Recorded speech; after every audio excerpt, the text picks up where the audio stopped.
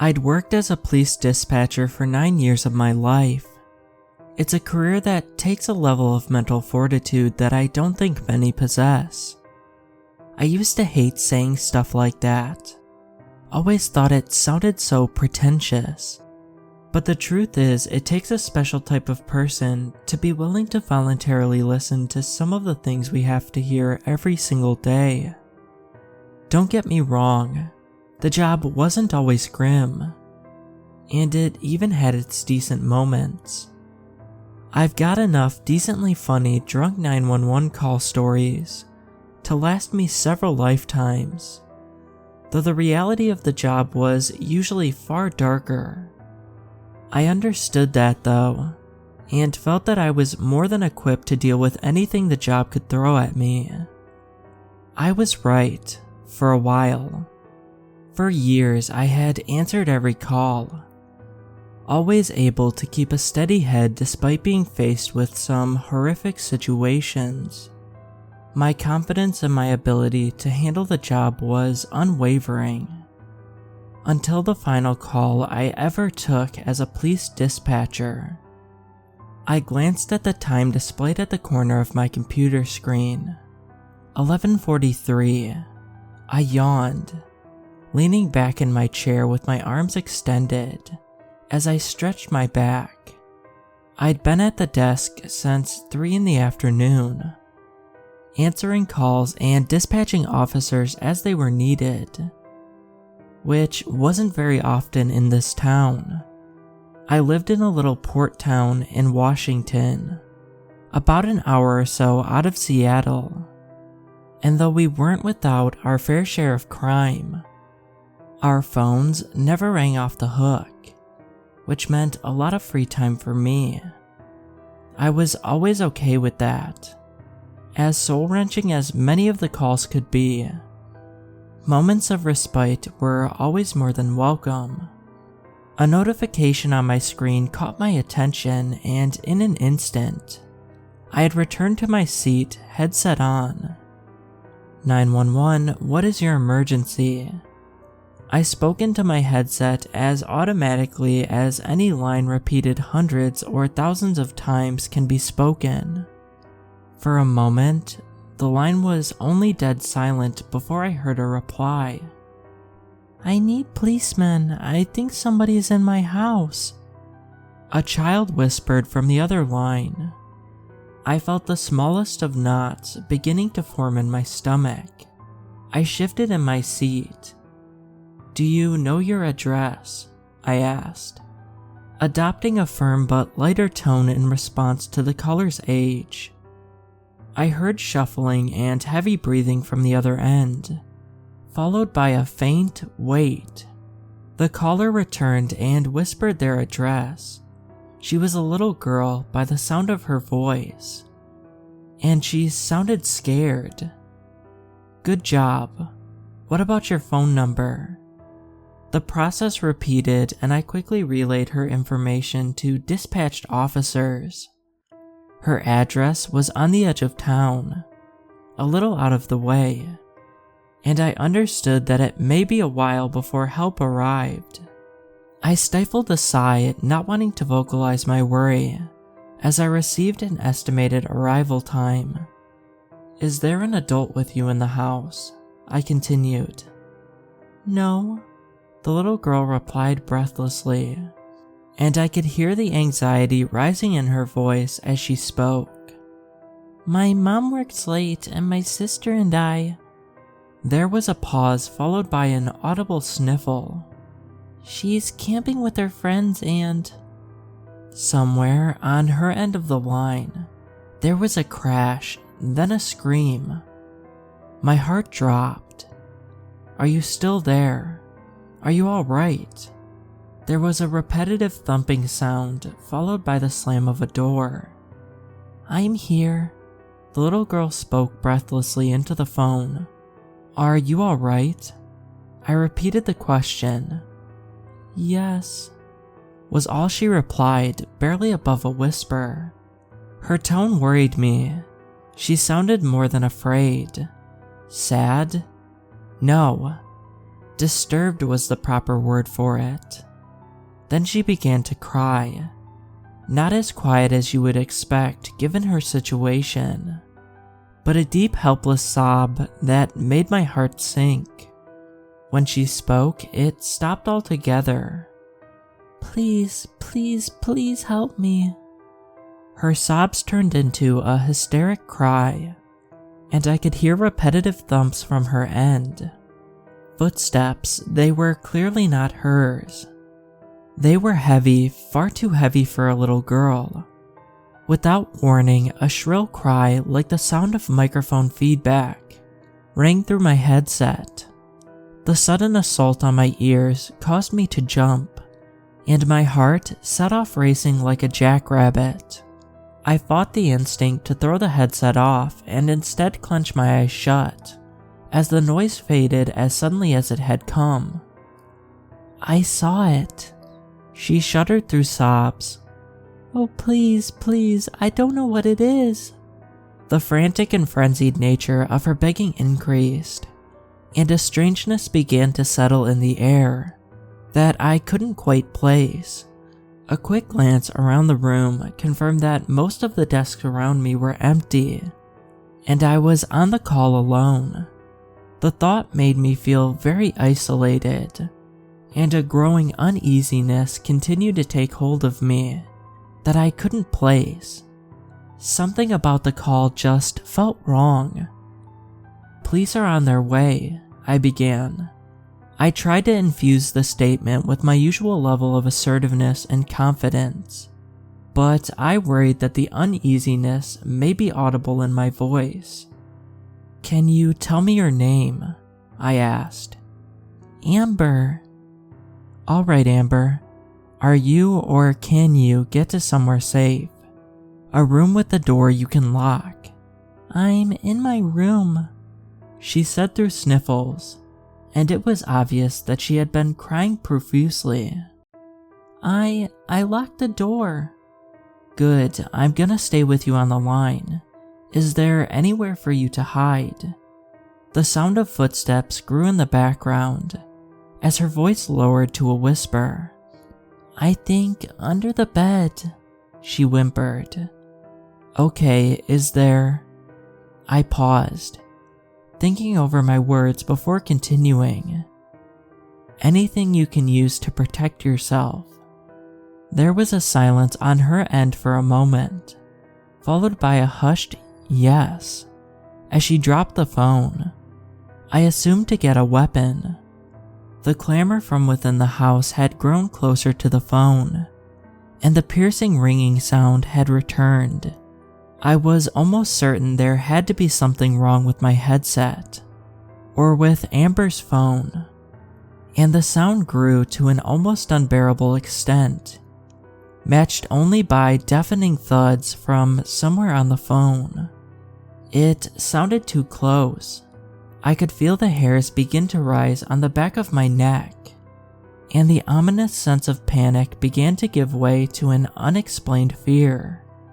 The urge to look over my shoulder grew harder to fight, as the persistent thudding sound grew louder, nearer. It all sounded too clear, I guess. There was no static, none of the white noise typical of a phone call. Nothing. Just the sound of footsteps approaching closer. Closer. I gave in to my instinct, whipping around in my seat, nearly losing my headset. No one. I had no time to settle my nerves, as Amber returned to the line. "Are you there?" she whispered, yanking me from my fog and back into the moment. "Yes," I replied. I struggled to shake off my fears. Something was very wrong with this situation. Despite my worries, I shifted my attention back to Amber. There isn't any weapon," the girl muttered. "But I have something." There was a pause. "Okay, what do you have?" I asked, realizing my prompt was necessary. A rabbit, a pink rabbit," she said. And even over the phone, I could hear a little embarrassment. "My dad gave her to me when I was little," she sniffled. He said that she would keep me safe." I didn't know what to say for a moment, but didn't want to miss a beat. "He was right," I said, as encouragingly as I could. "Everyone knows pink bunnies are great protection. Can you go back under?" I was interrupted. "Amber, I miss you." I could hear a man call from within the house, so the intruder knew her. I furrowed my brow. "Amber, do you recognize that voice?" I asked, hoping she could identify the intruder. There was a silence for a moment before her response. It sounds like my dad." "Why does it sound like my dad?" I blinked. "What do you mean?" "That's my daddy's voice. Why does it have my daddy's voice?" I didn't know how to respond to that. Hell, I didn't know what to think about. Had his voice? Before I could ask what she meant, we were interrupted by a sound.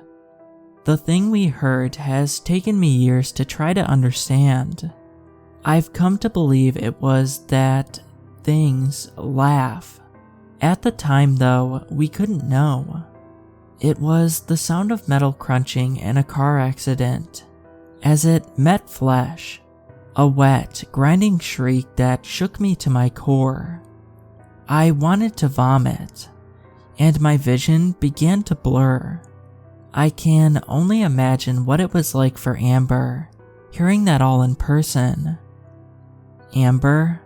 I panted, my senses returning to me all at once. She barely had time to respond before we heard it.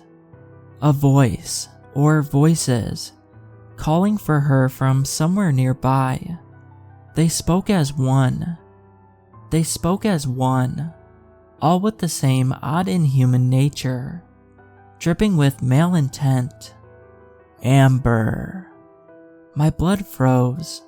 Amber began to cry, and her cries eventually becoming pleas, as she begged for help, her life, her mother, and my intervention. Five more minutes. Just 5 more minutes, I muttered, mentally cursing the timer which displayed the estimated arrival time of the dispatch officers. I prayed that it would be soon enough. "It's outside the room," she whispered, her voice one of utter panic, before breaking into a quiet sob. I slightly swore under my breath. "Amber, I need you to hide right now, if possible. The police are 3 minutes away. Stay as quiet as possible." There was no response, but I assumed from the shuffling sounds I could hear that she had gone back under the bed. For a few moments there was silence. Then Amber spoke, and my heart dropped. "I'm going to die." "You are not going to die, Amber," I began, worry now audible in my voice. "I promise." "It's reaching under the door.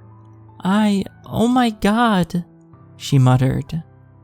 There was a crash louder than before, and Amber began to shriek. The noises continued, and it began to dawn on me what I was hearing. It was breaking down the bedroom door. Amber's screams had devolved into horrified babbling, and pleas for her life too. Whatever was on the other side of the door, her screams were soon drowned out by the same noise as before. That sick laughter. "What are you?" Amber shrieked, loud enough to make my ears ring. "Please, what are you?" It repeated what she said as it mocked her. in a voice that was some sick parody of Amber's. Panic gripped me as I glanced back at the corner of the monitor, displaying the dispatch unit's arrival time, 1:36. Please God, let it be soon enough. Amber, are you there? I called. Amber? As suddenly as it had started, everything went silent. Somewhere in the distance, I heard sirens. I hear them, Amber. Officers are a minute away. Silence. My heart began to sink. Amber, are you there? I could hear something shifting, breathing. I think it's gone, Amber said. A surge of relief rolled through me, and I let out a sigh and leaned back in the chair. 27 seconds. The dispatch time read, and the sirens in the background grew louder. You did very well, Amber. Police are almost there. You did really well. I couldn't think of what else to say. I'd never had a call like this, and something about it all felt so strange. Something Amber had said began to ring in my mind.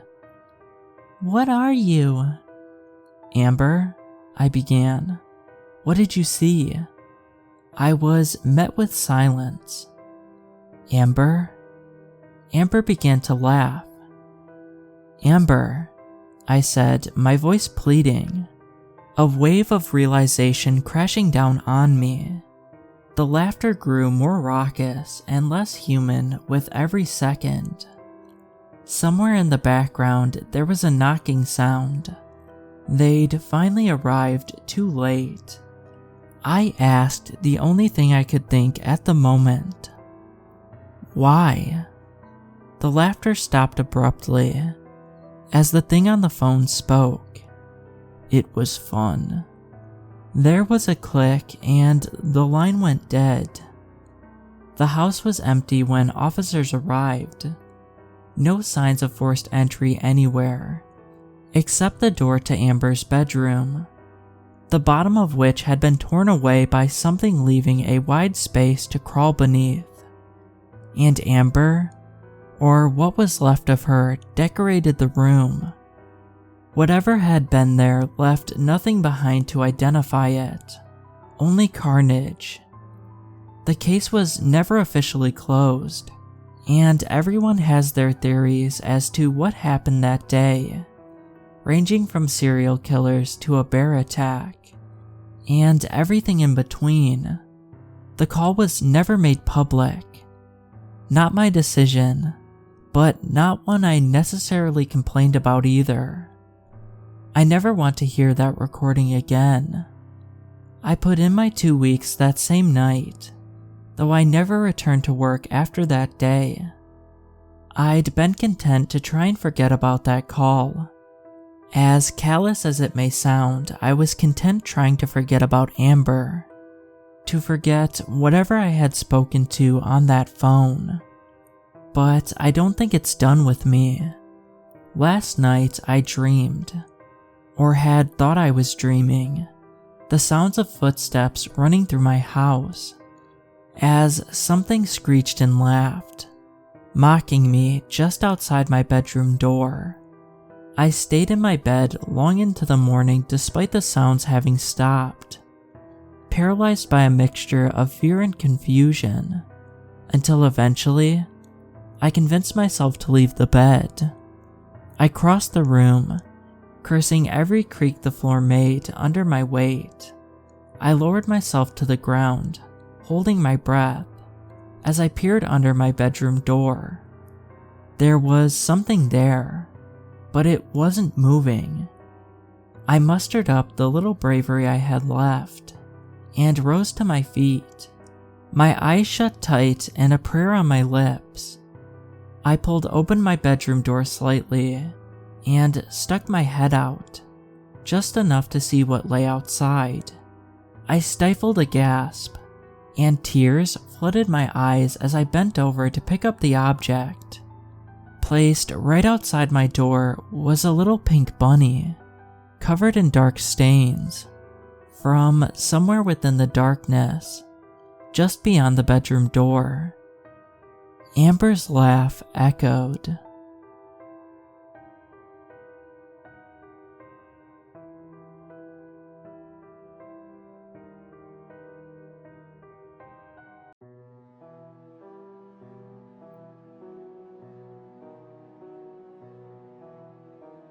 Yesterday, I looked up our house on Google Street View.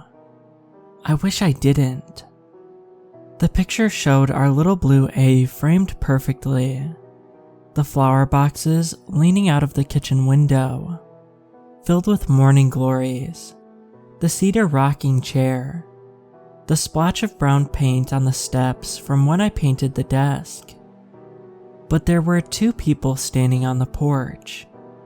Two people I didn't recognize. Even though their faces were blurred out, I knew they couldn't be us. We're Indian and they were clearly white. Who are those people? My brother Arjun asked. I have no idea. I leaned into the computer screen, squinting at the pixels. Maybe some of my friends from school? But I knew that couldn't be true. They looked like adults. The man and woman were both wearing gray tailored suits. I don't know of any 15-year-old that dresses like they work on Wall Street. Maybe it's an old picture, I said. Maybe they're the previous owners. But that didn't seem right either. First of all, the text in the corner read Street View, July 2017.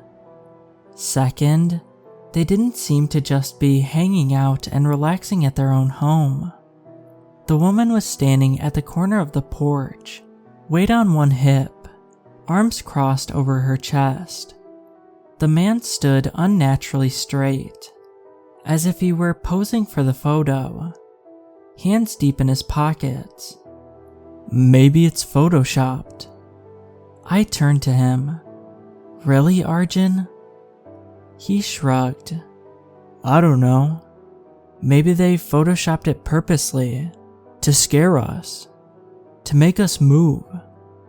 You really think Google would let someone mess with their photos? He shrugged again.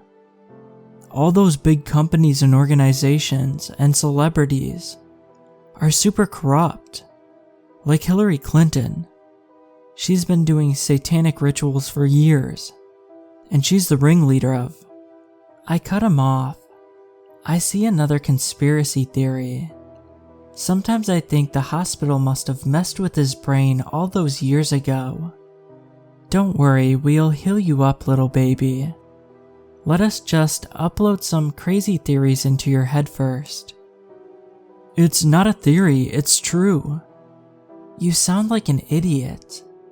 Mom says you shouldn't call me that, Daya. Whatever, it's not photoshopped. Okay, then what do you think it is? I stared at the photo.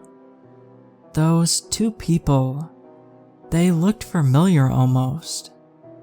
Something about them, their gray suits, their matching silver shoes, rung a bell. I don't know, I said finally. Arjun eventually returned to his room, probably to tweet some more conspiracy theories to his 51 followers. How they let a 13-year-old own a Twitter account is beyond me. I went back to my homework, at least I tried to. Every few minutes, my eyes tore away from the algebra textbook, and back to the photo. Where had I seen them before? Friday went by at a snail's pace, between getting a C+ on a quiz and nearly falling asleep in history. I forgot all about the weird Street View image. After school, I grabbed a yogurt and headed straight for my room. But I froze when my eyes fell on a picture hanging next to the stairs. It was a photo of Arjun and me. My mom had taken it when we visited Philadelphia a few years ago. Arjun was holding some sort of toy helicopter. I was wearing weird floral jeans and sparkly hair clips. But there, behind us, were two people. Two people wearing gray suits and silver shoes. I grabbed the framed picture off the wall, brought it up to my face. A blonde woman, arms crossed over her chest. A dark-haired man, hands in his pockets. Their faces weren't blurred out in this one, but they were wearing dark sunglasses. "Mom," I called, heading back into the kitchen. "Do you remember taking this picture in Philadelphia?" "Oh yeah, sure," she replied through chops of broccoli. "Why?" "Who are those people behind us?" Mom took the photo and brought it close to her face. Her eyes were calm, searching. And then, suddenly, they widened. "Just random people," she said brusque. "But I saw them." "Shouldn't you be doing your homework?" she snapped. "It's Friday, Mom." "But your grades aren't good." She didn't give the photo back to me. Instead, she set it down on the counter, not inspecting old family photos. I turned around and ran up the stairs. That stung. A lot. Usually Mom treats me like I'm made of glass, always praising me, hugging me, telling me how wonderful I am, yelling at Arjun, sure. But me? It was out of character, to say the least. I plopped down in front of the computer, typed in maps.google.com. I should be planning my 16th birthday. It's only 2 weeks away. Or on Facebook, checking if Bria Pierce dumped Chad yet. But I wasn't. I was here, on Google Maps, staring at them. The gray suits, the silver shoes, the faces that were blurred into blobs of unidentifiable flesh.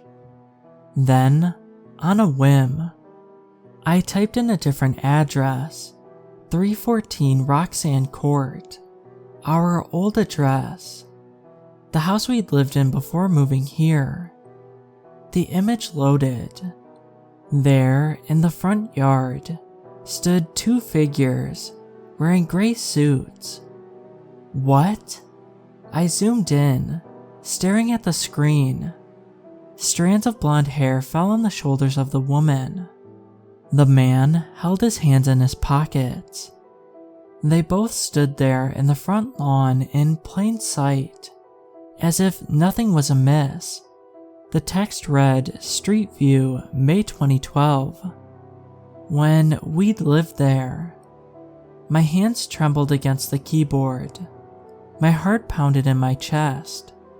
But I forced myself to type a third address, 1401 6th Street, the tiny starter house we'd lived in several years ago. The image loaded. A cute white ranch with 2 windows in front, a carpet of fluorescent green grass, and a cracked cobblestone walkway appeared. The porch was empty. I breathed a sigh of relief. They weren't there. No one standing on the lawn, in the driveway, or anywhere around the house. If those people were following us, they'd be here too. I took slow, deep breaths, calming my racing heart. I was about to click away when something caught my eye. Something in the window. I zoomed in. The window was dark, cut by white lines separating the glass into panes. But in the lower right pane, there was something there. Pale, pressed up against the glass. I zoomed in again. It was a face. Fear coursed through my veins. I slammed the laptop shut, leapt out of my chair, and then I did what any terrified teenager would do. I ran downstairs to my mom. "Mom," I called, fear trembling my voice. "Mom." I stopped. The broccoli lay strewn over the kitchen island, half chopped. The faucet dripped. The napkins lay on the floor. "Mom?" "We're in here." My mom's voice weak, trembling. "We're?" "Oh, no. The 2 gray suits, were they here? Holding my mom hostage." I ran into the family room, my heart pounding. But it wasn't them. It was Dad. "Dad? Aren't you supposed to be at work?" I said. I glanced from the grim expression on his face to the tears staining my mom's cheeks. What happened? Oh my God. Did Grandma? "Grandma's fine," Dad said. I stared at them. "We need to talk to you," Mom said, her voice broken with sobs. "About something we did a long time ago." I sat down on the ottoman, a heavy weight settling in my chest. "Do you remember when Arjun was very sick in the hospital? When you were about 6, Dad asked, folding his arms in his lap. "That's random," but I nodded. The hospital, the red-haired nurse who gave me a lollipop, the vending machine that had the vanilla wafers. It was all fuzzy, distorted and blurred through the lens of time. At the time, I was too young to understand exactly what was going on with Arjun. But I was old enough to know my brother was very sick, and that my parents were miserable. "You remember how suddenly he recovered, right?" Dad said, his tone falling from explanatory to miserable. "The doctors couldn't explain it. Said it was a miracle. Do you remember what we told you?" 2 angels came down straight from heaven, touched his chest, and healed his lungs. I repeated mechanically.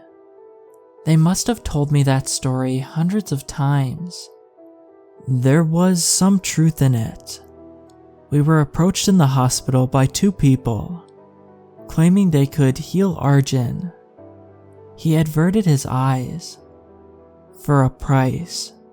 We told them we were fine with whatever price they wanted.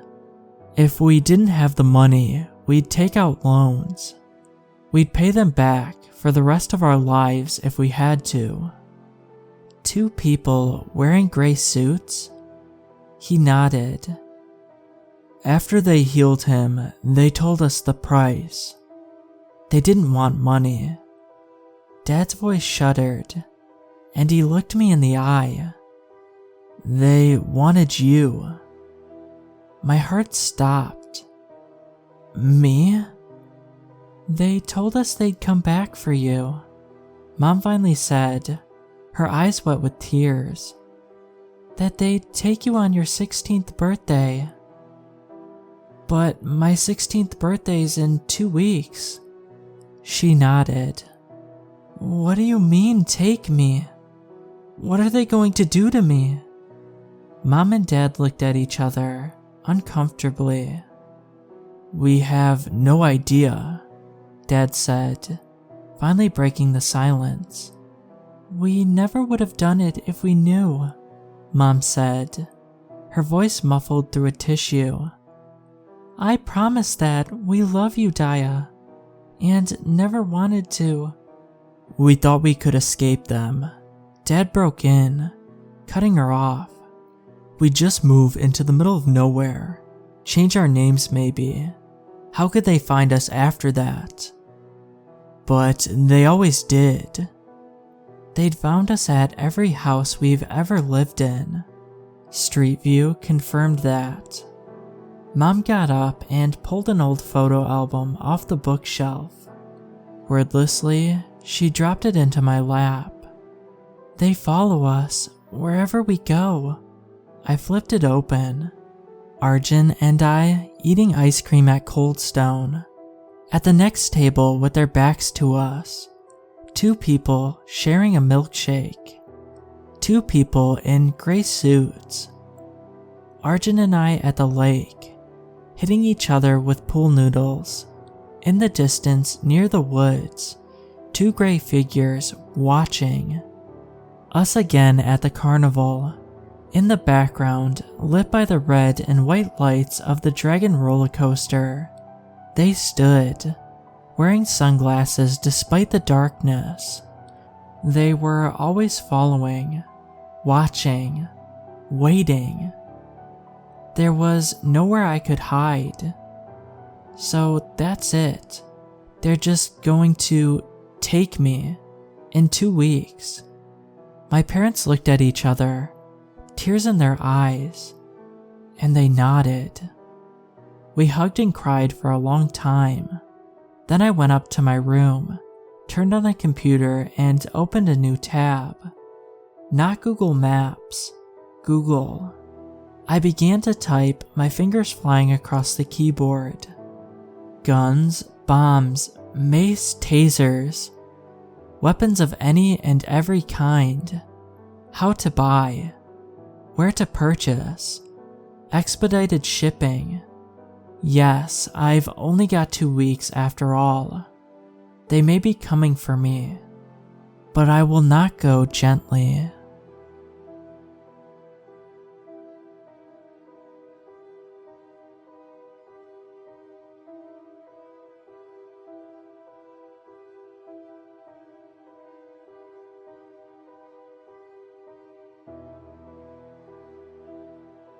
Nearly a month had passed since we received a peculiar signal from what we thought was the sun. Of course, such a signal which appeared too artificial coming from a star. Our star nonetheless. Piqued the interest of many from the agency. The signal was later located precisely, and it wasn't coming from the sun per se, but from its orbit. It lasted for about 4 days before going silent. It seemed to have been on repeat for the duration of those 4 days. We managed to record it. Before announcing anything to the public, we were obligated to try and explain what the signal was. Well, we were told by the higher-ups to do so. That promise was not kept, and the decoded signal, which was actually a message, was thrown into some cabinet to be forgotten, or just simply destroyed.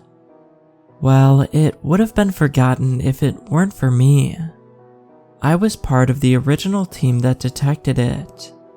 We tried to explain it with any known theory as to why the signal was coming from where it was. None had any plausibility at all. Well, none except one. The signal was emitted by an alien craft of some sort. There was doubt, absolutely. But there was also hope and excitement among us. There was also fear and anxiety. A million what-ifs went through our heads as we recorded the signal. Each dip and rise in the frequency. We soon realized that it wasn't alien. It was human. The encoded message was in English. But the thing is that there is no man-made object in the vicinity of the sun, let alone a manned aircraft. Another thing that puzzled us was the message itself. What the thing or person wrote in that message was completely unbelievable. But there was no other theory or rational explanation to give us closure.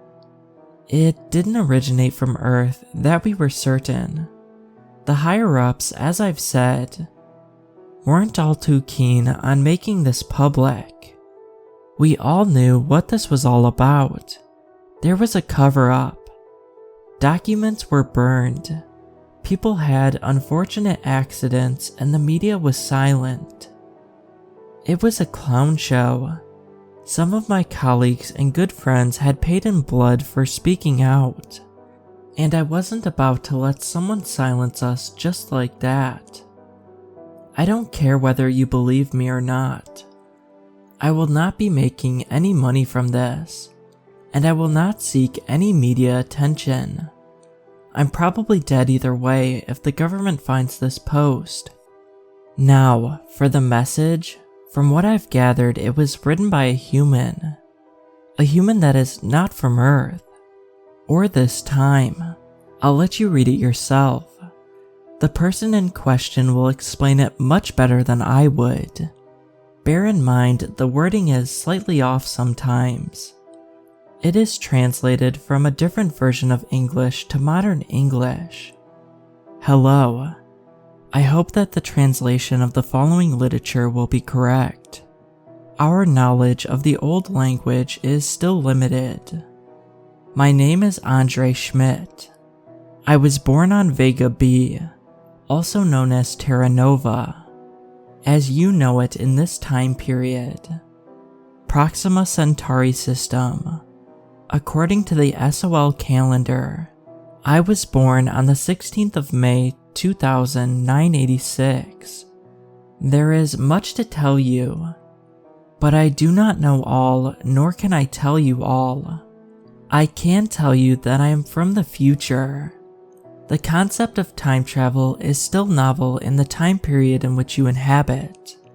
Your descendants will master the art of travel through time. We have grown wiser than you, but through much pain and suffering that has happened. My mission was to learn about this time period, a very important one. We have forgotten about this period.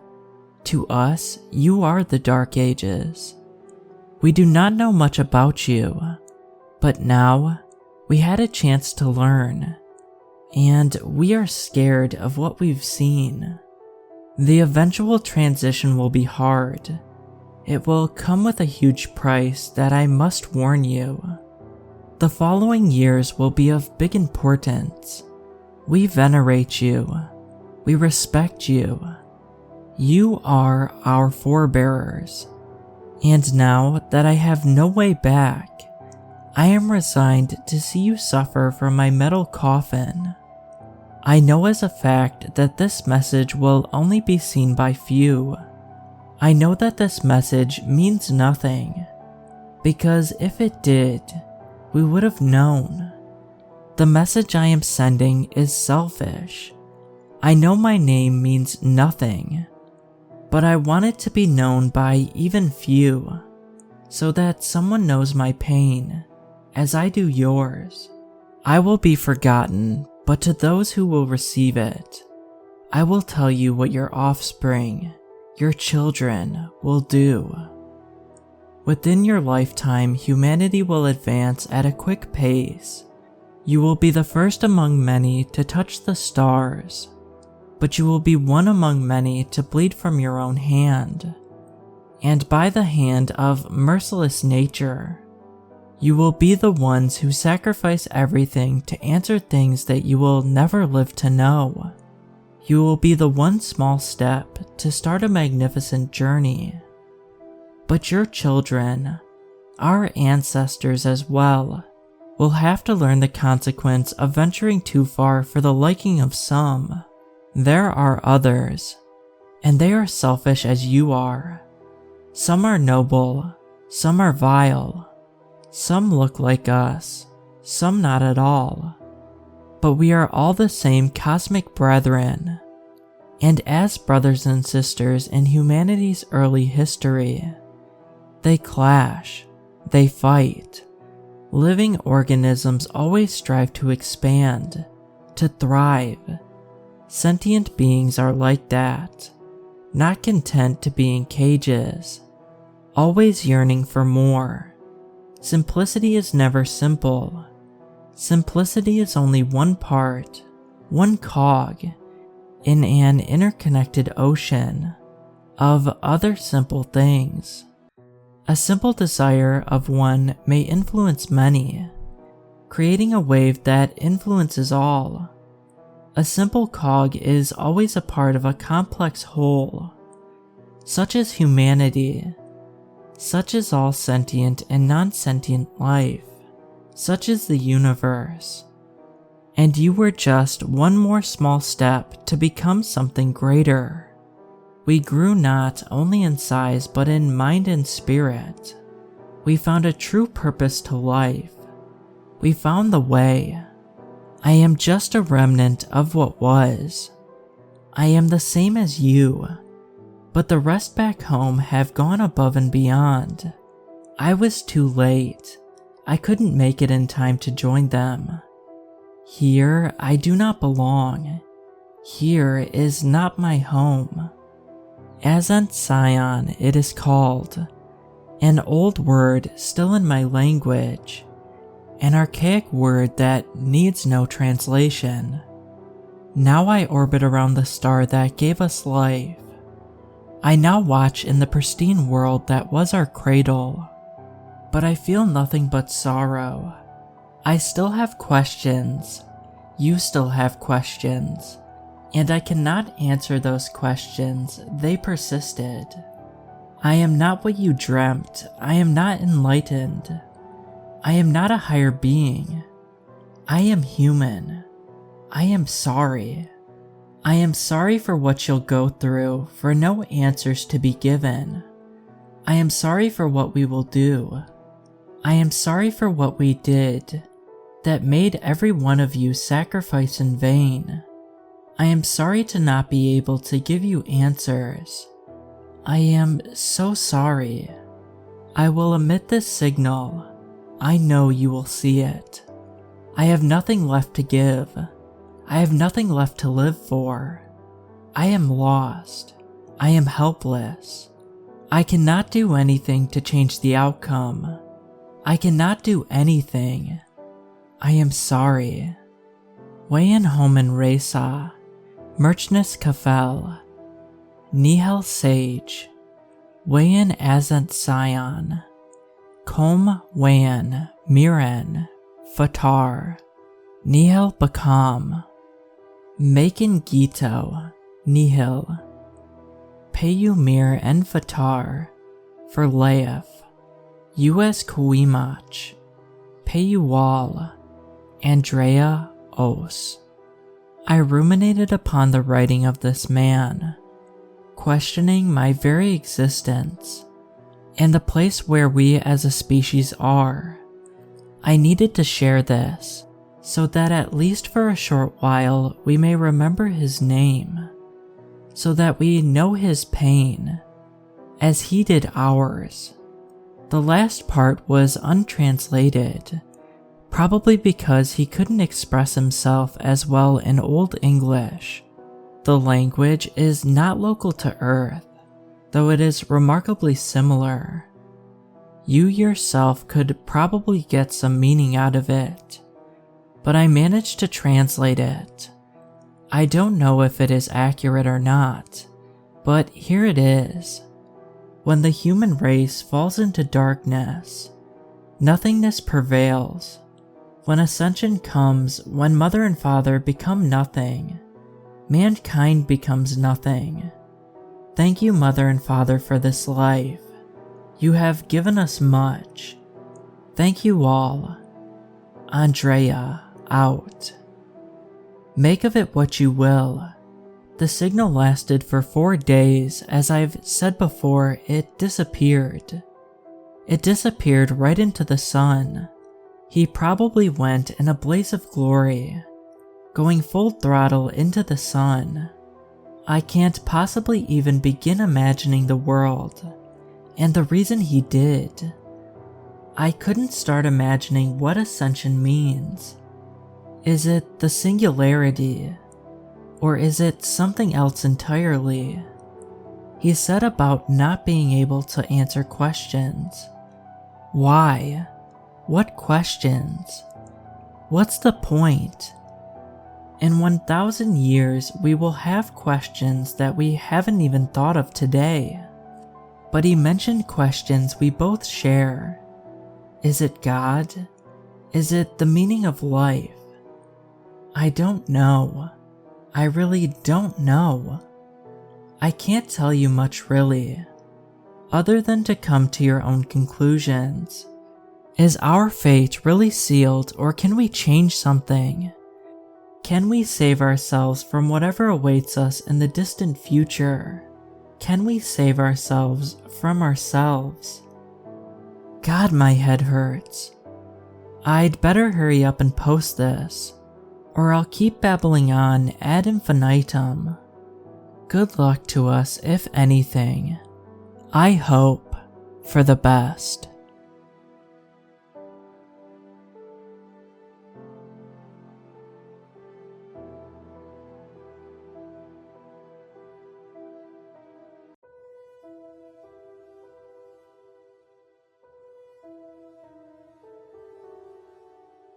I pulled up outside the facility and was instantly confused, as it looked dilapidated and couldn't be the right place.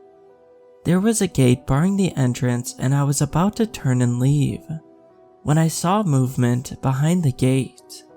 An old withered man moved out of the shadows and began to open the gate, and then waved at me to enter. I drove past him, smiled at him, and thanked him. His face was covered by a hood, and I couldn't get a good look at him. He disappeared back inside a shack that stood just inside the gate. I stepped out of my car and stared at the building that looked like it could fall down at any moment. A woman who looked like she was in her 60s came rushing out and told me I was late. I tried to explain that I had gotten lost, but couldn't get a word in as she was talking a mile a minute. She led me inside and we began moving down a dark and dreary hallway. She introduced herself as Miss Evans and told me that I would be dealing with a class of special children, and I need to be careful around them. The normal teacher was away for a week, and I was filling in for them. She handed me a piece of paper and told me that these were the rules, and I should be fine as long as I followed them. She opened a door and then pushed me inside, before slamming the door behind me. I stood there momentarily shocked for a moment, staring at the door. I heard a sneeze behind me and turned to find a dozen young children staring at me. I quickly composed myself and tucked the piece of paper into my pocket. I introduced myself to the children, and their interest in me quickly waned as they went back to what they were doing earlier. A girl with blue eyes and blonde hair walked up and introduced herself as Emily. She asked if she could have the safety scissors as she needed it for her art project. I handed it over and smiled to myself at how polite she was. She smiled at me and I was surprised to see that she had no teeth in her mouth. She moved back to her desk and began to cut dozens of thin strips of paper. Her blue eyes suddenly flared red for a moment, and she moved over to the boy closest to her. Before I had the chance to react, she plunged the scissors into the boy's throat. A torrent of blood sprayed out in every direction while Emily stood there cackling. The other children continued working away even as the blood soaked them. The torrent of blood seemed never ending, and soon there was blood dripping from the ceiling. My clothes were saturated in blood, and I wiped my face and was unnerved at how much blood came off. I ran from the room screaming for help and bumped into Miss Evans at the end of the hall. She chided me for leaving the children unsupervised, and didn't even acknowledge me when I tried to explain what had happened. She practically dragged me back to the class, and I stood there frozen in shock while gazing at the classroom. The blood had now vanished, and the children were sitting in their seats acting like nothing had happened. The boy whose throat had been cut was now perfectly fine. My clothes were now free of blood, and I could see the look of disapproval on Miss Evans' face. Miss Evans carefully took the scissors from Emily's desk, while Emily sat there with a toothless smile on her face. Her smile was unnerving. and I could tell that Miss Evans was scared of Emily for some reason. Miss Evans handed me the scissors and told me that I needed to follow the rules. The rest of the day was uneventful, but I caught the children giving me glances throughout the day. The only time I got any peace and quiet was when the children all lay down for their naps. I was beyond relieved when Miss Evans arrived and told me that I could leave. I arrived home and was taking the stuff out of my pockets when I found the list of rules. I read them repeatedly as they were the most confusing set of rules I have ever read. They were as follows. 1. Don't give Emily the safety scissors under any circumstance. 2. If any children start floating during nap time, then don't get too close to them. Sing some of the lyrics from Never Gonna Give You Up by Rick Astley until their bodies are once again on the floor. 3. Never ever tell the children where you live, or leave your purse where the children can get at it. 4. Don't let the children hold hands and form a circle. Use a fire extinguisher on them if necessary to break them apart. 5. Finally, and most importantly, if the children start removing their skin, then close your eyes and start praying out loud. Do not open your eyes or stop praying until the guttural screams stop. I was still reading when I felt a cold nose rub up against my leg. I reached over and began petting my dog Larry. I had to lift him up onto the bed beside me, as he was getting too old to hop up. Most of his teeth had fallen out, and he was left with a few rotted teeth. The next day was very quiet as the children sat there playing, and generally just ignoring me. I had to leave to go to the bathroom and was gone for a few minutes. I noticed that my purse had been moved slightly, but wrote it off as just being my imagination. When I got home that night, I knew something was wrong, as Larry didn't come to greet me at the door. I let out a shriek after finding his mangled corpse in the bathtub. Someone had pulled out his intestines and then wrapped his body in them. His jaw had been snapped in two, and his eyeballs had been shoved inside his open mouth. I froze when I heard a whimper coming from him, and realized that he was still alive. I grabbed a knife from the kitchen and slit his throat to end his suffering. I wept myself to sleep as I had raised Larry since he was a puppy, and he was part of my family. I was still quite shook when I got to the classroom, as I couldn't get the picture of Larry's tortured remains out of my mind. I sat in my chair and gazed across the classroom as the children played with their toys. I felt my blood run cold as Emily looked at me, opened her mouth and smiled at me with a toothy grin. I stood there transfixed, while gazing at the teeth that had been up until yesterday in my dog's mouth. She laughed and then ran to play with the others, while I sat there feeling numb.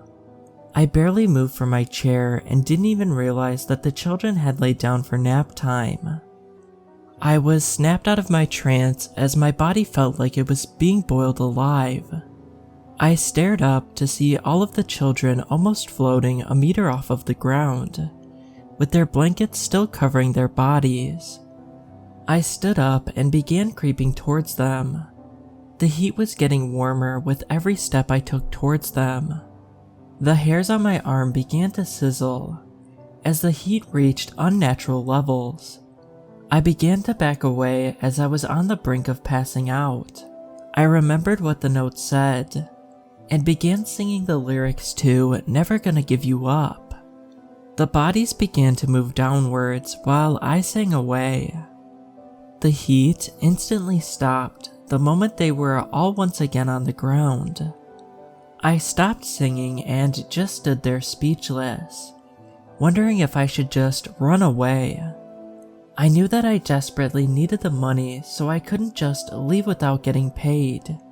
My arms looked like they had just been out in the sun for hours, and I had a nice even tan on them the next morning. Miss Evans cornered me in the hallway the next day and asked if I had been following the rules. A look of relief crept across her face when I explained to her that I had been doing what I was told. She patted me on the back and reminded me that this was my second to last day. The children were milling around in the room when I entered, and I got a bad feeling that something bad was going to happen. My brain was telling me that there was something missing from the room, but I couldn't place what it was. I took my seat and closed my eyes, and began picturing the room to try and figure out what was missing. I sat like this for 5 or so minutes until my eyes shot open and I spun around to stare into the corner. My heart rate skyrocketed as I stared at the place that the fire extinguisher had hung just yesterday. Time seemed to slow down as I turned my head to gaze at the children, who were now sitting in a circle with their arms linked. They were chanting a language that I couldn't understand, and the air around them seemed to be shimmering. A small hole appeared in the air above them, and a clawed hand tried to force its way through. It stopped after a few failed attempts as the hole was too small. I rushed forward to try and stop the children by dragging them away. My attempts were futile as their bodies felt like stone and were impossible to move. The hole was increasing in size with every passing second, and I could see hundreds of eyes watching me from the other side. Their gaze held such malice that I felt myself shrinking away from them. I rushed out the door and ran around until I found a nearby fire extinguisher. I quickly read the instructions before moving back inside the classroom. One of the creatures from the other side of the hole was in the process of climbing through. Its skin was charred black, and the only feature I could make out on its body were the red eyes that locked onto mine. I aimed the nozzle of the fire extinguisher and began spraying away. It let out an ear-splitting scream and tried to retreat back inside the hole. The children's chanting ceased and the hole closed almost instantly. The creature hadn't managed to fully retreat and a portion of his claw had been sliced off. Emily picked it up and devoured it without a second thought. The children went back to playing while I stood there clutching the fire extinguisher. I arrived early the next day, as I knew that I would be free of this place in a couple of hours. I walked inside the classroom and was happy to see that the fire extinguisher was still there. The children were all smiling up at me, as if someone had just told them a joke. The day started off smoothly and I sat back and kept a close eye on them. Their bodies once again began to float at nap time, but I started singing before their bodies had barely left the ground.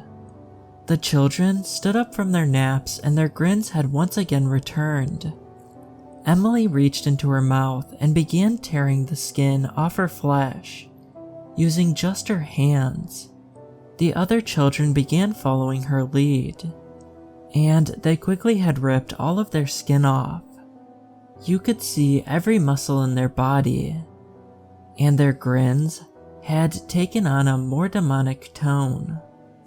They began to advance on me, and I closed my eyes and began praying out loud. Tiny sets of hands began roaming my body, and I tried my best to keep myself from vomiting. I opened my eyes slightly and watched as another hole appeared in the middle of the room. Screams of agony began emanating from within, and I could see figures inside that looked like they were being tortured.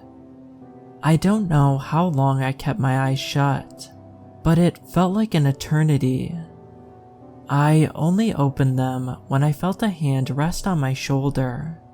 Miss Evans stood over me and thanked me for my help this week.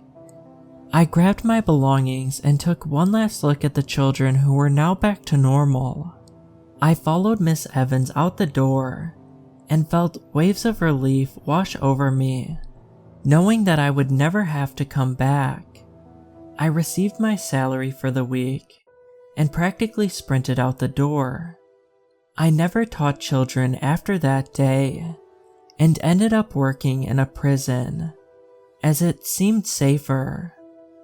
I cannot help but hope that the person who next helped those children follow the rules. I do not want to imagine what those children could unleash on the world if they are left unsupervised.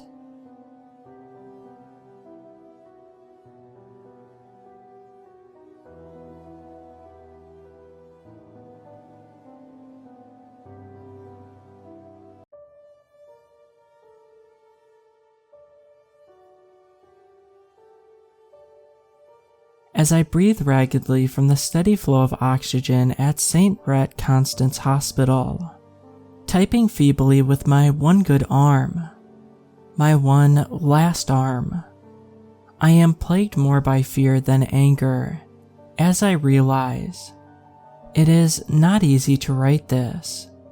Nothing will ever be easy again. Thinking back, it was a mistake I couldn't have possibly made any easier to make. An errant judgment that will haunt my every conscious moment until my death.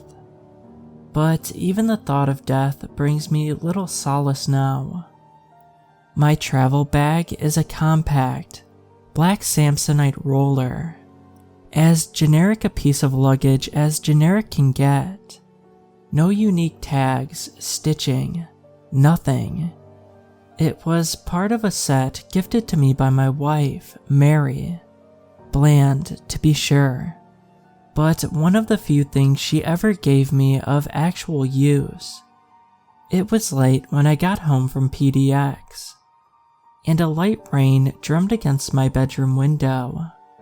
I was moving in the stiff, automatic manner of a person battered by a long day and night of travel. I clicked on my bedroom lamp and heaved the Samsonite roller onto my bed, unzipped it and threw it open like a clamshell. I expected to grab my toiletry bag, hurriedly brush my teeth, and be done for the night. Instead, I found myself staring blurrily at an assortment of items I didn't recognize. My confusion compounded by a night of too little sleep and too many time zones. At the top of the luggage were some shirts, a pair of jeans, rolls of socks, and a Ziploc baggie housing a toothbrush, toothpaste, and a comb. The items were innocuous enough that for a brief moment, I thought that perhaps these were my belongings. I had simply forgotten what I'd packed. But after plucking out a folded yellow polo, I knew I was being stupid. I don't even own a polo. And besides, this one was new. So new that it still had a Walmart price tag dangling from the inside of the collar. The other clothes all appeared new as well, neatly folded, unworn, and still tagged. I sighed deeply and dedicated a cathartic minute to going through every curse, cuss, and expletive in my repertoire. My luggage contained my laptop and a folder of client documents, things I can not show up to work without. But what shook me the hardest was the loss of what I keep tucked into an interior pocket of my roller when I travel. A silver chain looped through Mary's wedding ring. There has not been a single day in the 3 years since she died that I've left home without it. It was both a luck charm and a comfort. I can't look upon it without being reminded of my final days with her. The happiest days of my life. I tried desperately to mentally retrace my journey and identify where the mix-up could have happened. But winter storms had deviated flights through Chicago, resulting in a long day of 4 airports, 2 layovers, and too many gate changes and delays to account for. It could have been at any number of water fountains, food courts, or crowded seating areas. So instead, I turned my attention to the open suitcase before me. Perhaps I could find something personally identifying and contact my Samsonite twin directly, rather than spending the rest of the night calling airports.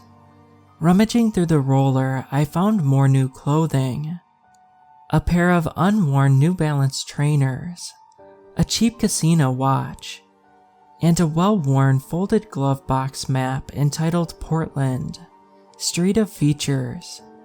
A good sign that my twin was visiting Portland, and hopefully still in the city, rather than having just left. Setting the map aside, I checked the interior side pockets, and removed the last 2 items from the travel roller. A small soapstone statue, and a heavily battered gray leather journal. The pages incised with bookmarks, dog ears, and sticky note tabs. Curious, I inspected the statue first. The polished soapstone was smooth and cool to the touch.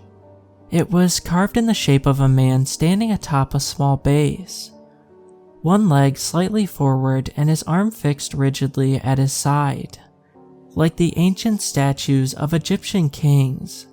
He was naked except for an unusually long crown that covered the man's eyes and extended up above his head in sharp, irregular blades. The visual portion of the face was gaunt and elongated, with the lips drawn into a smile, almost as sharp as his crown. Engraved into the center of his chest was a large symbol I didn't recognize, and couldn't tell to be a tattoo or a label for the statue itself.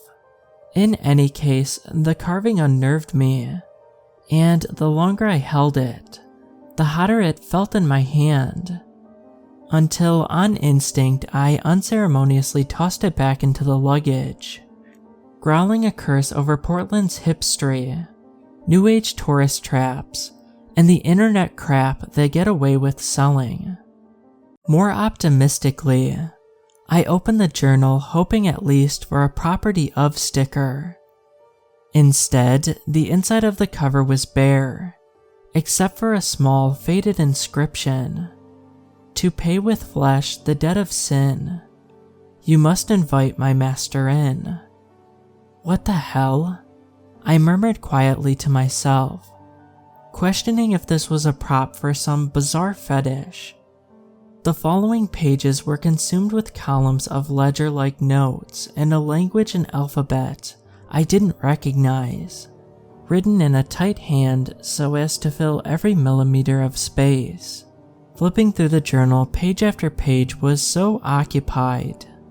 Some words aggressively crossed out, others obscured by blotches of ink or, at least in one case, by a splatter of dry blood.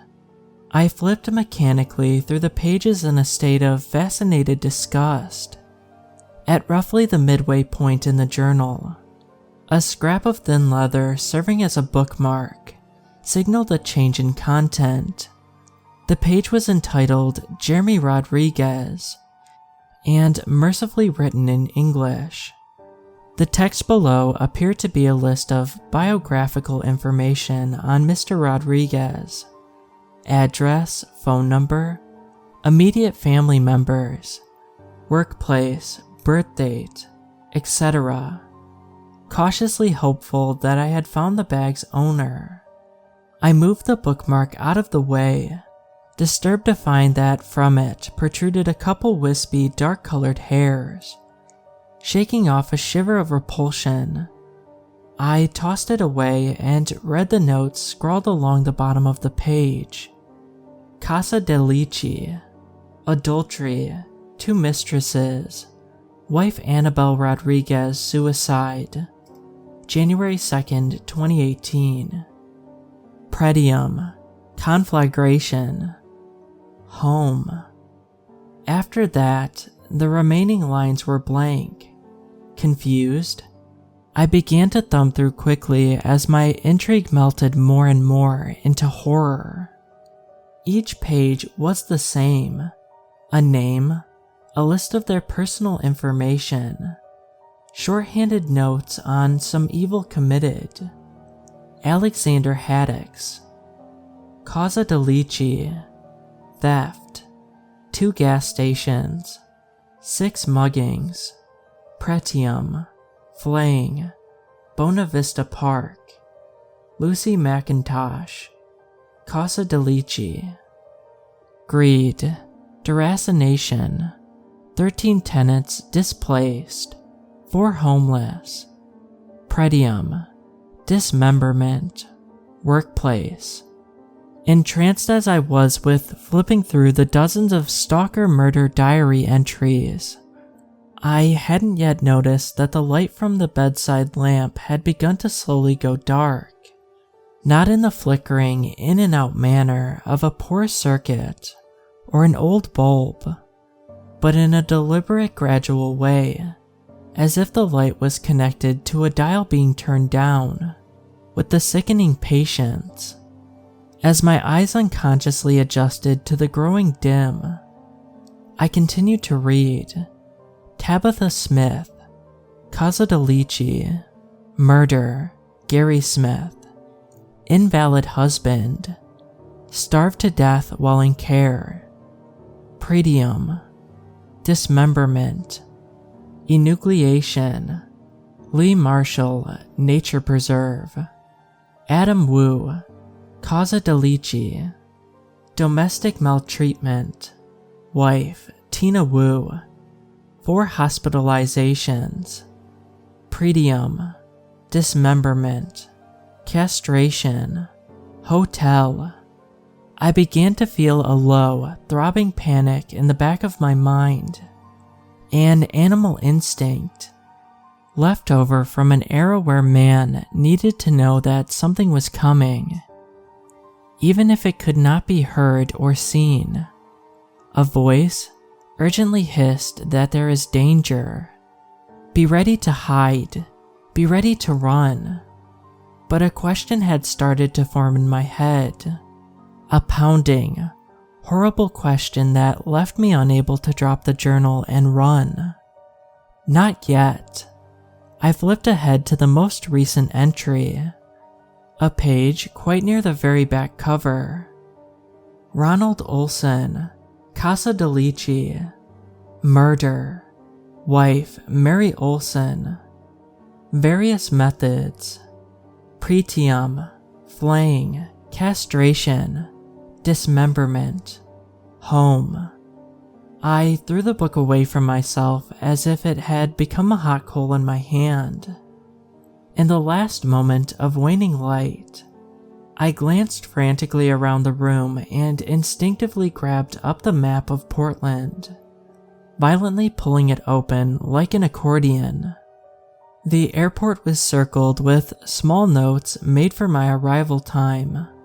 My house was circled, as was my work office.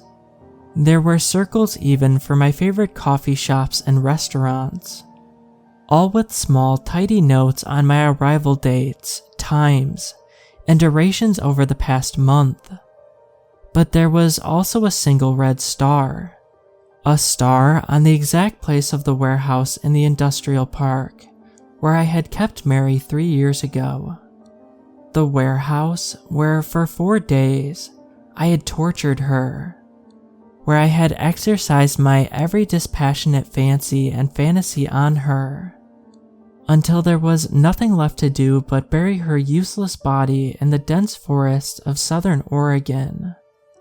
As I stared at the star in fixated horror, the weak glow of light in the room evaporated, like the snuffing out of a near-dead candle.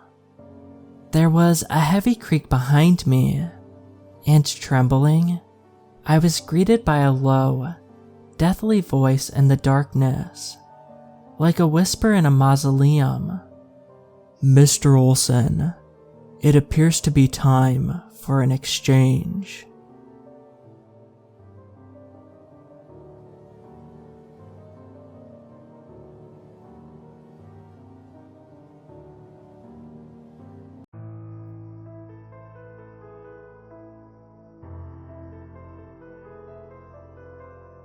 The earliest memory I had as a child was of the large doll my dad made. My dad was always skilled at toy and doll making, and even made some out of metal. My doll was called Charlie. It was a large bunny that was always tattered. It had bones like I did, except Charlie's were made out of metal. I never liked the 4-foot-tall doll. It felt like it was watching me everywhere, and it appeared in locations I didn't put it. That doesn't matter though. I burned the doll a long time ago. But since then, my dad dedicated his life to making life-size dolls. He never sold them, he just kept them in his old lonely house. But I got worried. I hadn't seen him in a long time, and he hasn't left his house. The last thing he told me was that he was doing the work God told him to do, by making a new and improved doll. I was worried that maybe he became a delusional old man, clinging to his dolls. I drove down the roads of my old town. The sun pounded down. Very few people walked the cracked streets, and most of the houses were old, with destroyed wooden boards that barely hung on. I drove past the old school that was now empty as could be. I got a text from my older brother. "I heard you were visiting Dad. Good luck." Dad's gone mad, I swear. I rolled my eyes as another text came through. "Did Dad ever send you pics of his doll?"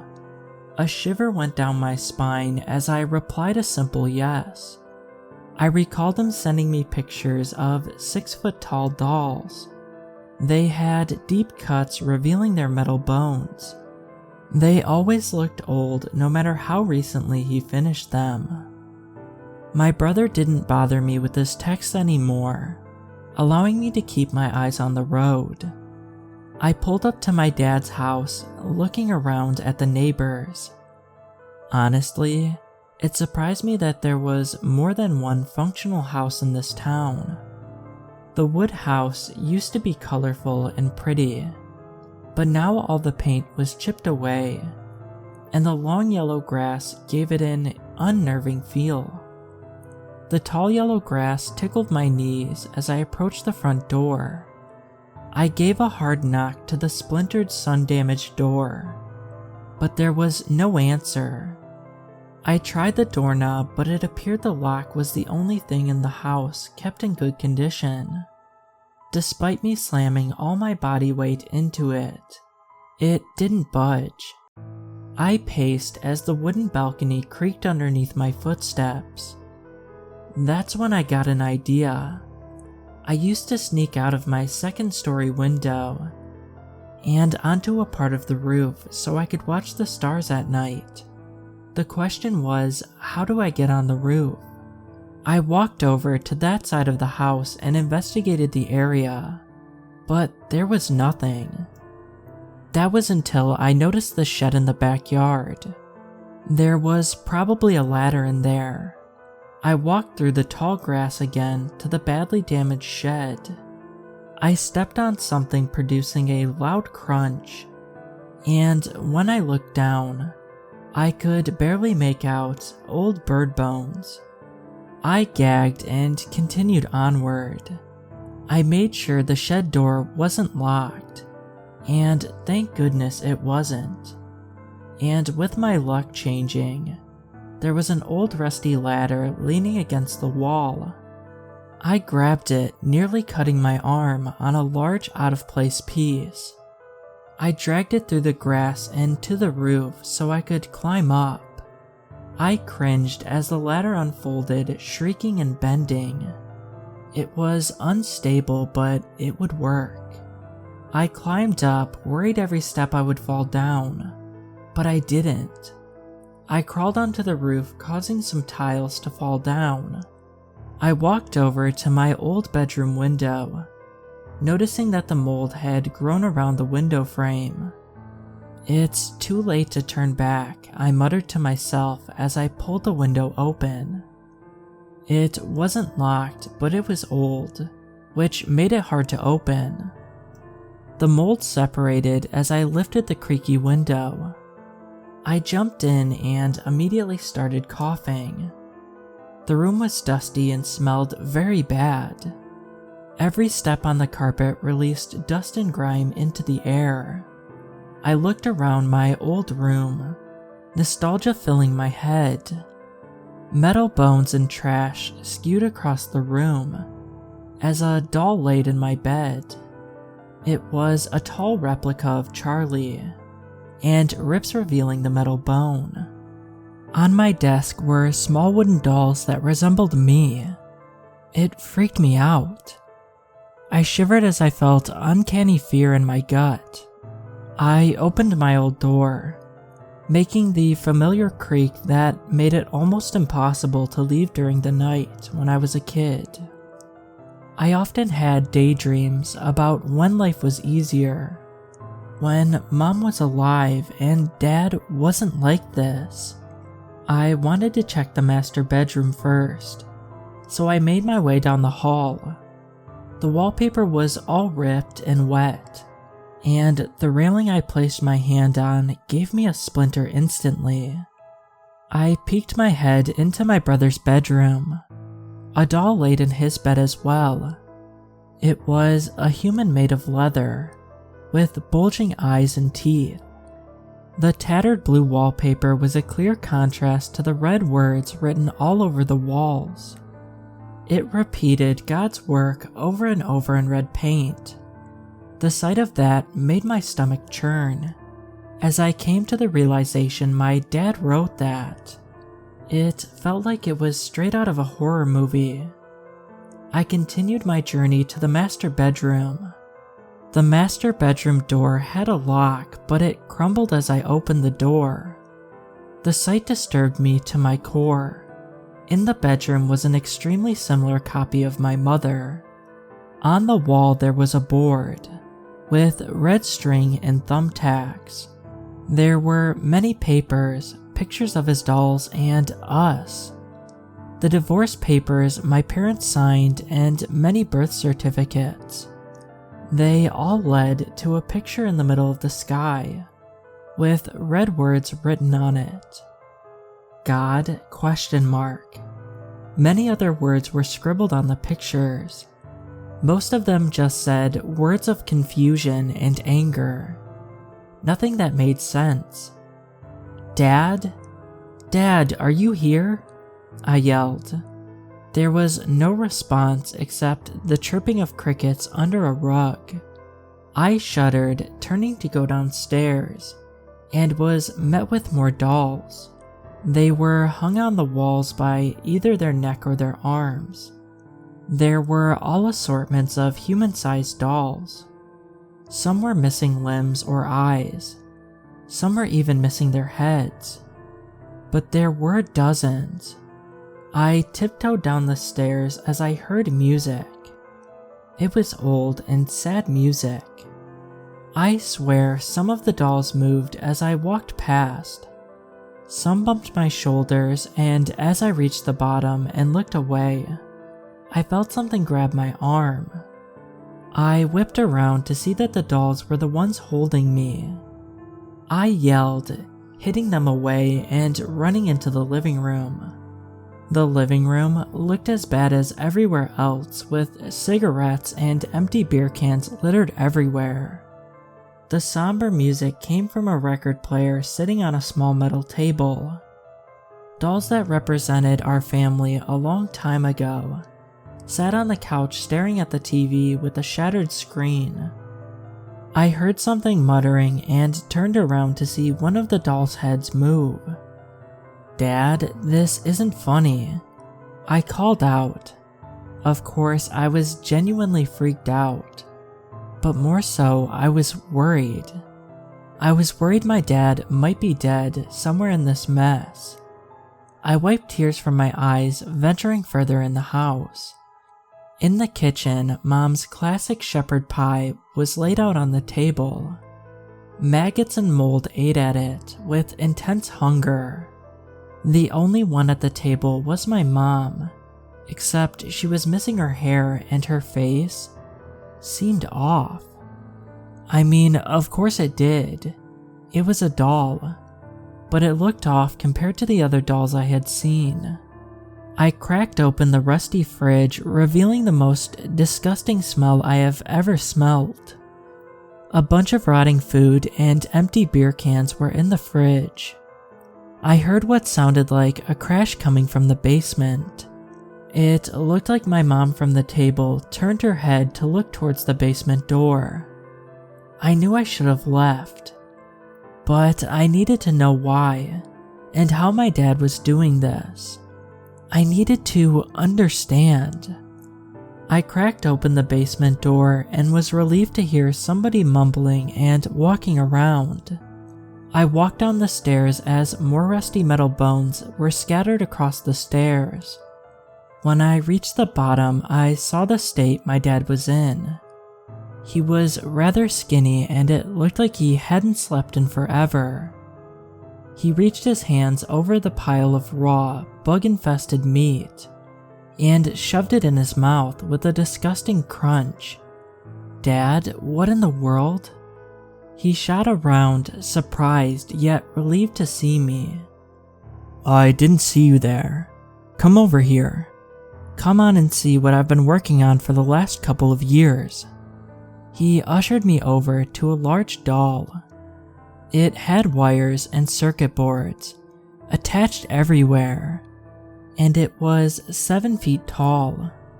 Much of its body was only metal bones, except its upper torso and its head. Its torso was some sort of meat, all stitched together. It wasn't leather, it looked weirdly human. Its head was metal with a wide short snout. The metal was painted purple and its eyes were green. I pushed the possibilities that it was something bad out of my mind. After all, this was my dad. The same person who would drive me to school without a complaint. The person who let me cry on his shoulder after I got bullied. The person who worked hard to give me a life even after they divorced. Isn't it beautiful? Tears dripped from his eyes. He hardly looked like the same person, but his soft-spoken voice was the same. "No, Dad, it isn't. This thing is weird and creepy," I admitted. "God told me to do it. Every night he whispers to me and gives me inspiration. He said doubters like you would come." "No, I'm trying to help you. Let's go. I will get you the help you deserve." I grabbed my dad's arm, but he slapped it away and yelled, "Look, there's too much evidence. He said he will get rid of the pleading." He raised his voice more than he ever did, pointing at a board. The board had sketches of specific dolls with names of people I recognized. "Every day and night, I hear their voices, and he promised me if I build him a physical body, they would stop." He said this like he believed it. To me, it was nonsense, but this was his world. The thought of it stopping, it's too beautiful. He rubbed the metal arm. "Dad, how many people live in this town?" I asked gently, grabbing his arm. "Everyone that used to live here died. I'm sorry. I don't know why I did it. Somebody told me to, but I had to make sure nobody knew. So then, the numbers grew." He sobbed as I backed away. Did you kill them?" He didn't answer, but instead fell to his knees, sobbing his eyes out and repeating, "I'm doing God's work. I'm doing God's work. I'm doing God's work." I decided to just get out of there and call the police. As I tried running up the stairs, his newest doll grabbed my arm, letting out a metallic shriek. I pulled away but was no match for the doll's metal bones. I hit it in the face, hurting my arm in the process. But after the 5th hit, it let go, but at the same time it felt like I broke my hand. I bolted up the stairs as the whole house shook. I darted through the house as the dolls all screamed out with voices I recognized and knew. Some didn't have legs, so they crawled, and some didn't have arms, so they just ran at me. But I outran them, only receiving minor scratches till I got to the front door. I frantically examined the dozens of locks as the dolls called me by my name, and trampled each other to get to me. I twisted the deadbolt and unchained the last lock as they turned the corner. Their ghostly screeches pierced my very soul. I swung open the door and sprinted as fast as I could to my car, not looking back for a second. I turned the key and sped off while dialing 911. The lack of people had a whole new meaning, as I left the town to hopefully never return. I don't know what will happen to my dad, and frankly, he gets whatever will happen to him. I just can't help but wonder where my mom is. Which doll is she, and is it possible that I was his next victim?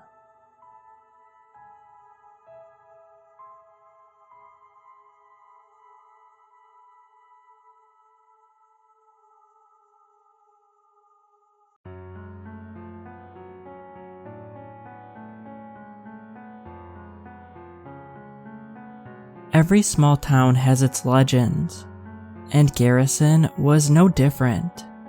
Since she was a little girl, Beverly Hollerback had heard about the spine-tingling legend of Mary Knott. Everyone knew the story. It was as much a part of the town as the paved streets the people walked on. It had happened in the late 1800s. Mary Knott was an innocent 10-year-old girl. She had straight black hair and a plain face, and always wore hand-me-down clothes. The Knotts were a poor family, and all the children of Garrison liked to remind Mary of that fact. She was bullied every day at school. Some kids called her Hairy Mary because of her messy long locks. Some kids pulled her hair or knocked her down or tripped her as she walked. She was treated with cruelty every day. She didn't do anything to deserve this treatment, other than being born poor. Next to the old school was a small lake that people called the watering hole. Mary liked to sit by the water and read her books. Books were her only escape from an otherwise painful existence. One day, a group of kids went to the watering hole looking to harass Mary. They knocked down her books and ripped her already tattered dress. She stood up in anger, sick of the bullying. She was ready to fight back, to stand up to the cowards that made her life hell. When one particularly large boy, Andrew Harris, charged and knocked her into the water. His intention was to just get her drenched. He didn't know she couldn't swim. The kids thought her struggles were a fit of anger, and they laughed and laughed and laughed. She slapped her arms and clawed to get to the surface, but she couldn't do it. That cruel laughter surrounded her. But when she stopped moving and didn't emerge from the water, the laughter stopped. Mary Knott had drowned, and the last thing she heard on this earth was the sound of children's laughter. It is said that a pain like that can never go away, but instead stays etched in the place it occurred.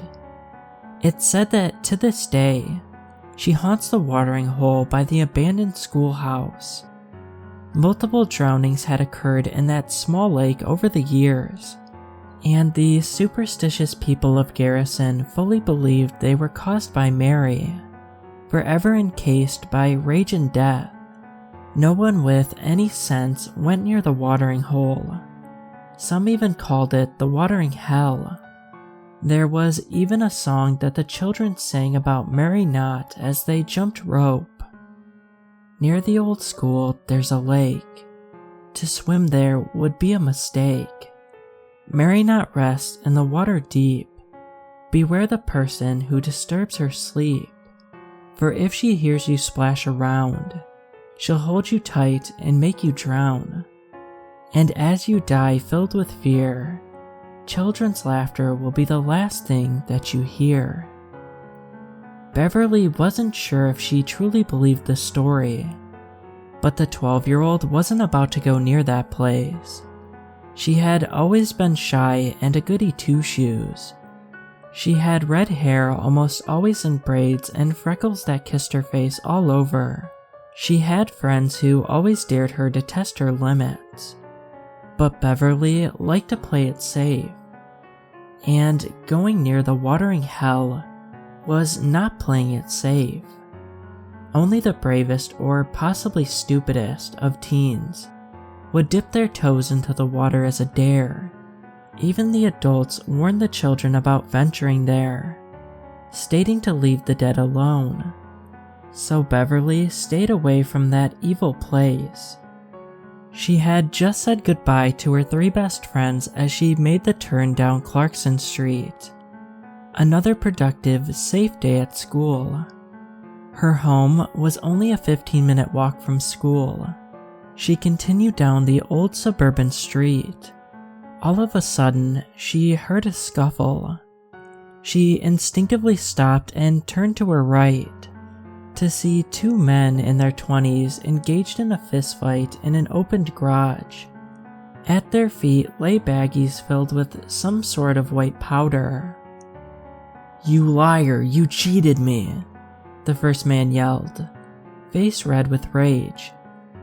"I did not, the stuff's all there," the other yelled back. Fists were flying and insults were being thrown. The 2 young men were so enthralled in their rage that they forgot that the garage door was open. Beverly decided to scurry away, but the movement caused the bigger of the 2 guys to notice Beverly watching them in shock. Stop it, some kid is watching," the man said. He was scary looking. He had a shaved head and a tattoo of a snake coiled around his arm. His blue eyes were slightly glazed over. The shorter of the 2 men looked over and cursed. He had brown hair and a big scar on his eyebrow. His eyes were clear but very cold. The 2 looked at each other for a moment and seemed to have a silent conversation between each other, before the big man let out a sigh. Beverly was completely caught off guard as he bum rushed her and punched her square in the temple. Everything turned black. When Beverly woke up, the sun was already beginning to set. Her head was pounding. It brought tears to her eyes, which somehow made the pain even worse. She couldn't move her arms or legs, she realized with a panic. Her legs were tied with something. Whatever it was, the same material seemed to be keeping her arms pinned behind her back. She could feel herself lying on the floor of something, but it kept vibrating. Her senses were slowly coming back to her. First was her feeling, hence the pain, and then was her hearing. "Relax, man, no one comes out here." She could hear a male voice saying, "I have been using the old school for storage for the past couple of months. Everyone's so scared of that stupid ghost that not even the police come down here." "Hey, you didn't grow up here," another male voice said. "That story is real. Don't be disrespectful." Beverly's sight was swimming back into focus. She realized she was on the floor of a van. The rumbling of the engine was lightly bouncing her body. Looking at her feet, she could see zip ties connecting her ankles together. She assumed that was also what was keeping her hands together. Fear hit her like ice water as she realized the situation she was in. What were these guys going to do to her? Disrespectful. The first voice mocked. "Hey Mary," he screamed. "Mary, come get me. I'm here where you died." He mockingly sang. He laughed at his own hubris as if he had made a great joke. "Hey, watch it," the other guy said as his companion continued to laugh. "Look, are we going to do this or what?" He continued with nervousness in his voice. Whether that nervousness was because of Mary Knott, or what they were going to do, Beverly did not know. Yeah, guess we should," conceded the other man as he shut the engine of the van off. Immediately, the vibrating feeling stopped, and the two men opened their doors. She could hear footsteps as one of the men walked to the back of the van and opened the door with a quick jerk. He grabbed her by the ankles and pulled her towards him. She slid on the dirty bed of the van before being fully encased in his arms. He not so gently threw her over his shoulder, like she was a bag of potatoes, making her grunt. "She's starting to wake up," the man holding her said. "Then let's not prolong her suffering," the man with the scar on his face said disingenuously. Sarcasm and sadistic humor rich in his voice. Where the other man seemed resigned to harming Beverly, this man seemed to find it funny. Beverly looked around. Her suspicions of where she was were verified. She could see the lake from her upside-down view. She knew where they were, the watering hole. She tried to beg for mercy, to plead for her life, but a lump in her throat prevented it, and all she could do was cry. They were walking closer and closer to the lake. "Sorry, kid," the man holding her said. "You were at the wrong place at the wrong time." With only those few words said, he tossed her into the icy water. He had already began to turn around before she was fully submerged. It was freezing. She panicked as she realized that the bond stopped her from being able to swim. She was slowly sinking into the darkness of the lake and running out of air. This was it. This was how she was going to die. She was only 12. Thoughts of her parents rushed through her mind, and she felt her heartache even worse than her lungs. Movement to her left caught her attention. At first, all she saw was a faint glowing which slowly turned into a small figure. It was a girl. It was a girl. A girl was swimming towards her. She looked ethereal with black hair forming a halo, and glowing skin giving Beverly a light to see. Her eyes were warm and comforting, and she smiled gently as she took Beverly into her arms. Mary Knott? This wasn't how Beverly had pictured her at all. Mary slowly took her into her arms, but instead of dragging her down, she swiftly swam Beverly up to the surface. They were getting closer and closer. She could see the light of the moon through the water. Beverly gasped as she finally broke through the water. She looked for Mary, but she was gone. And yet, she could still feel small hands gently lifting her and laying her on the ground by the lake. Her gasp had caught the attention of her assailants, who were already walking back to their van. "What the hell?" the smaller of the two men said, confused. They saw Beverly on the ground. They both began walking towards her when they saw movement coming from the water. Rising from the lake came the frightening silhouette of Mary Knott. She looked nothing like she had underwater. Her black, dirty hair covered all of her face, except for one bloodshot eye and the corner of a blue mouth. What could be seen of her skin was blotchy with black marks of rot. Her kind demeanor was changed to one of horrifying rage. She looked at the two men and bent her neck to the side in an awkward, jerky movement. Beverly heard the sound of choking as water began spewing out of both of the men's mouths. They began choking as water continued to pour out of their mouths. The more they tried to cough the water out, the more seemed to take its place. Their eyes bulged and their hands scratched at their necks and faces, as if trying to pry something off. They were falling to the ground, their faces turning blue. Reality was hitting Beverly like a freight train. The shock of the scene and the night's events were enough to lull Beverly into unconsciousness.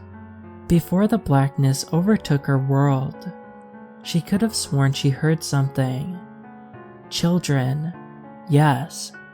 She swore she could hear the sounds of children laughing. When Beverly woke up hours later, the two men lay dead on the ground. There was no sign of her angel of mercy, or the men's angel of death. She found a sharp rock on the ground she awkwardly used to slowly cut the ties at her wrists, before more quickly cutting away at the ones at her ankles. On unsteady knees and soaking wet, Beverly stood up and slowly made her way home. She paused for a moment and turned around, looking at the lake. "Thanks, Mary," she whispered to the air. The air was still, and the only sound that met her ears was the chirping of crickets. She turned back around and continued on. She didn't see the small head poke up from the water and smile.